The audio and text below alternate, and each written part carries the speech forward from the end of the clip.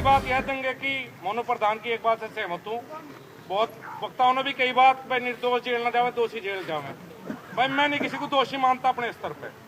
जिस दिन जिसने वो काम करा किसी किससे दुश्मनी नहीं थी। 14,000 लोग पूर्वालियान में फंसे थे, जिन्होंने मौत देखी उन्होंने आके करा। मैं किसी को दोषी नहीं मानता, ना मैं बात कहता दोषी को जेल भेजूं। ये बात भी कहीं ना कहीं गलत रही। अब नाम कढ़वाने के चक्कर में हम उस चीज में फंस गए, एक जाल में चुभने आया था। नहीं तो जो सारे नाम रुक जाते तो ज्यादा फायदा रखता। एक तो हमारी एकता नहीं टूटती थी, तो कोई बड़ा फायदा इस बात से नहीं है कि नाम लिख रहे नाम लिख रहे, या कोई बढ़िया बात है नहीं मेरे विचार से। काकड़े की बात बताई भाई उमेश मलिक ने, और यह बात मैं एक बात और बताऊं, 50-60 पंचायत होली होंगी और सबसे ज्यादा पंचायत हमारे गाँव में हुई। इस सारे मामले में अगर हुई कम से कम 20-25 पंचायत हुई। भाई उमेश मलिक उस दिन बात हो रही, ये ऐसी पंचायत थी, लोग बैठे, चौधरी राकेश टिकैत भी था, यही बात आई जो आज आ रही कि भाई कोई निर्णय लो। निर्णय हुआ नहीं, निर्णय फिर वही ले लिया। अब चलो एसपी के पास, हर पंचायत हो निर्णय, चलो एसपी के पास, चलो आईजी के पास। क्या हुआ मलिक साहब बता देंगे।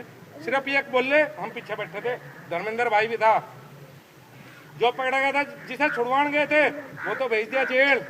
उसकी मार बाण पर दोनों पर कर दिया मुकदमा दर्ज, कर लो बात इनसे। ये इनसे बात कर करके हमने इतने कमजोर हो गए हम कि और बात करने की ज्यादा जरूरत मेरे विचार से नहीं। सुझाव है पंचायत को। इस खोजी छानबीन में आगे हम जा पहुंचे उत्तर प्रदेश के सरधना विधानसभा सीट से भाजपा के विधायक संगीत सोम के पास। संगीत सोम पर मुजफ्फरनगर में हुए दंगों के समय कम्युनल वीडियो फैलाने का भी आरोप लग चुका है। इसी दंगे में उनकी भूमिका को लेकर रासुका भी लग चुका है। संगीत सोम फिलहाल जमानत पर बाहर हैं। हमारी इस मुलाकात में संगीत सोम ने हमें बताया कि लफ्जियात के खिलाफ इन लोगों ने एक टीम बना रखा है जो उन लड़कियों को वापस लाने का काम करता है जो मुस्लिम लड़के से शादी करती हैं। संगीत सोम भी कवाल गांव में घटित घटना के लिए लफ्जियात को ही दोषी मानते हैं। हम लोगों ने भी शुरू करा रखा है, इस तरीके का करा रहा है, रेस्क्यू करा रहा है और टीम लगी हुई है। हम लोगों ने भी शुरू करा रखा है, इस तरीके का अच्छा करा रखा है, शुरू करा रखा है और टीमें लगी हुई हैं इस सारे काम में। और जैसे सुनने में आता है तो फिर लड़की को बताया भी जाता है, समझाया भी जाता है, उसके घर को बताया जाता है। देखिए जबरदस्ती तो किसी से कुछ नहीं कराया जा सकता, फिर उन्हें समझाया जाता है, बताया जाता है। और हम लोगों ने ये जानकारी देने वाले को भी बहुत लोगों ने ऐसा कर रखा है कि जानकारी देने वाले को प्रोत्साहित करते हैं, उसे कुछ ना कुछ देते हैं, तो जानकारी दोगे तो पैसा देंगे, ये देंगे, वो सब चल रहा है। तो और मुजफ्फरनगर में इसको मतलब ये जो कवाल वाला इंसिडेंट हुआ था तो वो भी क्या लव जिहाद से रिलेटेड था? देखिए वो लड़का कोई ऐसा तो था नहीं कि वो लड़का कोई शादी का इच्छुक था या शादी का, वो क्रिमिनल था। वो तो वो लड़का हिस्ट्री सीटर है वहाँ का, सिखेड़ा थाने का, जो मुस्लिम लड़का था। वो हिस्ट्री सीटर है। अब आप ही बताइए क्या कोई लड़की किसी क्रिमिनल से शादी करेगी या किसी क्रिमिनल से बात करेगी? वो सब इसी का एक हिस्सा था, उसी का हिस्सा था। और वहाँ के लोग सपोर्ट कर रहे थे उसे। वो लड़की रोज जाती थी वहाँ से। अच्छा।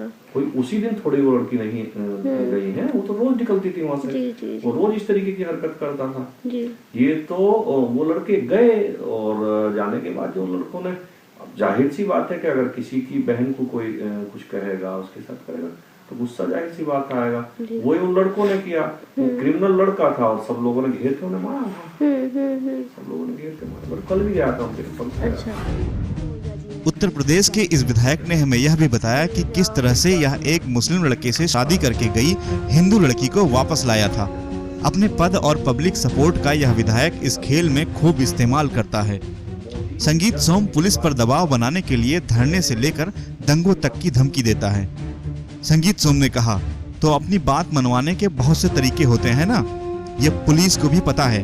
कल धरना देंगे, प्रदर्शन करेंगे, उससे दंगा फैलेगा। किस तरह से हुआ ये था कि वो मोदी नगर की लड़की थी और सरधने का लड़का लेकर चला गया, और वो मुसलमान लड़का था और हिंदू लड़की। तो उसमें कुछ लड़के हैं वहाँ, संजय वगैरह कई लड़के थे। जब उन लोगों को पता लगा कि ऐसा कुछ हो गया है तो उन्होंने उसका विरोध किया। और हमारी जरूरत जब पड़ी कि जब उन लोगों ने वो जो संजय वगैरह लड़के थे वो दुकान वाले थे जी, उन्हें धमकाना शुरू करा जाके। अच्छा। तो उसने कहा कि तुम्हारा क्या मतलब है, तो मोदी नगर का मामला है। जी। उसने कहा नहीं, हम सब भाई एक हैं। तो जब इतने इस लेवल तक आया तो अब व्यापारी आदमी तो डर ही जाता। उन लोगों ने तब हमें खबर की, तब हमें जाना पड़ा और हमने जाके वहीं पुलिस को भी बुलाया। और जब हम गए तो फिर आने वाले तो कोई आ ही नहीं सकते थे जी। और हमारे जाने मात्र से इतना हो गया था कि लड़की अच्छा। वापस देनी पड़ी। जी, हमने इतना प्रेशर बना दिया था कि लड़की वापस नहीं देंगे, दिक्कत आएगी, जेल जाओगे, और उस वक्त तो लड़की वापस हो गई थी। हिंदुस्तान है और हिंदुस्तान में ठीक है, सरकार किसी भी हो तो लोकतांत्रिक देश में तो अपनी बात मनवाने के और बहुत तरीके होते हैं ना। जी। पुलिस को भी पता है कल धरना देंगे, प्रदर्शन करेंगे, उससे दंगा फैलेगा, तो पुलिस भी इन सारी चीजों को समझती है, तो इसलिए मजबूरी भी होती है पुलिस की कोऑपरेट करना, और पुलिस भी चाहती है कि इस तरीके का कुछ ना हो, गलत काम कुछ ना हो, तो इसलिए कोऑपरेट करती है। संगीत सोम मुस्लिम लड़कों से शादी करके गई हिंदू लड़की को वापस लाने के लिए इमोशन का भी खूब इस्तेमाल करते हैं। इस मामले में जब लड़की नाबालिग होती है तब कोर्ट उसे नारी निकेतन भेज देता है, लेकिन जब लड़की बालिग होती है और उसे जज के सामने बयान देना होता है, बयान देने से पहले ये लड़कियों को परिवार और इज्जत के नाम पर इमोशनल ब्लैकमेल करते हैं ताकि वह इनके फेवर में बयान दे सके। संगीत सोम ने कहा, उसे इमोशनली समझाया जाता है कि तेरी माँ मर जाएगी, तेरा बाप मर जाएगा, तेरा भाई मर जाएगा, तेरा भाई जाके सुसाइड कर लेगा, वो समाज में बैठने लायक नहीं है। कुछ इस तरह की जब इमोशनली समझाया जाता है तो उसे समझ में आ जाता है। नहीं, विवाद नहीं है से आप समझे नहीं ना। विवाद इस बात को, आप विवाद के दो हैं। विवाद इस बात का नहीं है कि उस लड़की को समझाएं तो वो नहीं समझती है, वापस नहीं आती है। क्योंकि पुलिस जब अपना काम करती है, 164 में बयान होते हैं लड़की, 164 में मजिस्ट्रेट के सामने बयान होते हैं, वहां दोनों पार्टी में से कोई पार्टी नहीं थी, लड़की बयान देती है ना। वहाँ अगर लड़की ने 164 में बयान दिया है कि मैं अपने घर जाना चाहती हूँ, मैं फंस गई हूँ, तो उसे भेजा जाता है उसके घर। अच्छा। हम बहुत, मेरे ख्याल से महीने में 2-4 लड़के तो 164 में बयान होते हैं। अच्छा। हम लोग भेज के बयान कराते हैं। हाँ। तो लड़की की इच्छा पूछी जाती है, लड़की को समझाया जाता है, वो बयान देती है वहां जाके। तो उस स्थिति में आके फिर झगड़े की स्थिति नहीं बनती ना। जी। तुरंत। अच्छा, कई केस ऐसे होते हैं कि लड़की कहती है कि मैं इसके साथ जाऊंगी, लड़की नाबालिग है, तो उसे लड़की को भेजते हैं, वो जो अपने नारी निकेतन है और इनमें भेजते हैं, तो वहां लड़की के ऊपर समझाया जाता है, बताया जाता है, तो समझ जाती है। 99% लड़की समझ जाती है। देखिए उसमें मैं बताया ना, वो जो बयान होता है वहाँ 164 का, नहीं वो ध्यान में रखना होता है। जी। लेकिन मैं फिर कह रहा हूँ 99% मेरी नॉलेज में अभी तक के जितने केस हैं, देखिए रेयर केस 1-2-4 ऐसे हुए हैं जिनमें इस तरीके का हुआ है, लेकिन 99% केसों में बातचीत से बात बन जाती है। बातचीत से उनसे नहीं बनती, अपनी लड़की से बात करने से बात बन जाती है। जी। तो क्या बात करते हैं आप लोग, क्या समझाते हैं, कैसे समझाते हैं? लड़की को यही समझाया जाता है, बेटा ये तुम्हारे लिए ठीक नहीं है। और देखिए सबसे बड़ी बात तो यही है कि मुस्लिम लोगों में ये तो है नहीं कि एक से शादी कर ली तो, अब जैसे हिंदू ने एक से शादी कर लिया, वो दूसरी शादी करेगा तो वो तो ऑटोमेटिक जेल चला जाएगा। ये हिंदुस्तान में 2 कानून चल रहे हैं ना, कि मुस्लिम तो 4 से कर ले, हैं, तो उसे फिर बताया जाता है, बेटा ये जरूरी थोड़ी है कि आज तेरे साथ शादी कर रहा है, कल तो दूसरी के साथ भी करेगा। ये मुस्लिम है तो ये 4 तक कर सकता है। कोई भी हिंदू लड़की ये तो देख सकती है कि मैं इसके साथ आ गई हूँ तो इसकी बीवी हूँ, वो किसी दूसरी बीवी को तो अपने साथ नहीं रख सकती हिंदू लड़की, क्योंकि मुस्लिमों का तो कल्चर है, तो 4 भी एक साथ एडजस्ट हो जाती है। हिंदू लड़की, मुझे बता दीजिए इस हिंदुस्तान में आप कितनी लड़की अगर किसी के साथ शादी की है वो दूसरी को एडजस्ट कर लेगी? मुझे बता दीजिए कोई केस ऐसे आते हो, 1-8% तो देखिए कोई रेयर केस होते हैं, उसमें कोई बात नहीं है, लेकिन नहीं कर। तो जब उसे ये सारी चीज समझाई जाती है कि तेरे माँ, सबसे बड़ी बात तो ये है कि उसे इमोशनली समझाया जाता है कि तेरी माँ मर जाएगी, तेरा बाप मर जाएगा, तेरा भाई मर जाएगा, तेरा भाई जाके सुसाइड कर लेगा, वो समाज में बैठने लायक नहीं रहा। उसे इस तरीके की जब इमोशनली उसे समझाया जाता है तो समझ में आ जाता है। जैसे एक केस था, उसमें मुझे खुद थाने में जाना पड़ा था। अच्छा, और क्या करना पड़ा था आपको? और उसे यही सारी चीज समझानी पड़ी थी। तो जैसे लेकिन थाने में जाके क्यों समझाना पड़ा था? मतलब उसको थाने ले आए थे कब तक? थाने आ गई थी लड़की। अच्छा, वो खुद आई थी या फिर उसको? नहीं, वो उसके घर वालों ने तो मुकदमा कराया था ना कि मेरी लड़की को बदला के ले गया। अच्छा। और तो वो बरामद हुई लड़की, वो शायद इलाहाबाद या कहीं से बरामद हुई, वहां से पुलिस लेकर आई। तो उस लड़की को हमने समझाया, तो उसके दिमाग में दूसरी चीज थी कि अगर अब मैं चली जाती हूँ जैसे उसे पता था कि लड़का मुस्लिम हो, ये वो स्थिति थी, तो हो सकता है मेरे घर के मुझे मार देंगे, जैसा ही चल रहा है कि भाई मार देंगे, ये कर देंगे।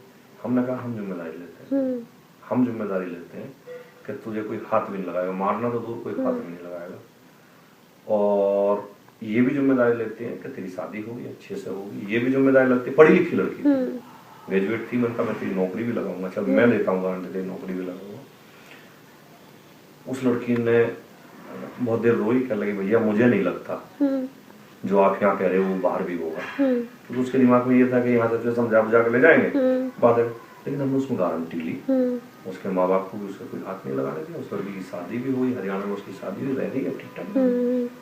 लेकिन फिर लड़के वालों ने परेशान नहीं किया कि जबरदस्ती ले गए? इतनी हिम्मत तो नहीं कर पाते, इतनी हिम्मत तो नहीं है, इतनी हिम्मत नहीं है। वो बयान करा देते हैं ना 164 में, जब 164 में मजिस्ट्रेट के सामने बयान हो गए, लड़की कह देती है नहीं मैं नहीं जाना चाहती, मैं अपने घर वालों के साथ जाना चाहती हूँ, तो फिर कौन जबरदस्ती कर लेगा।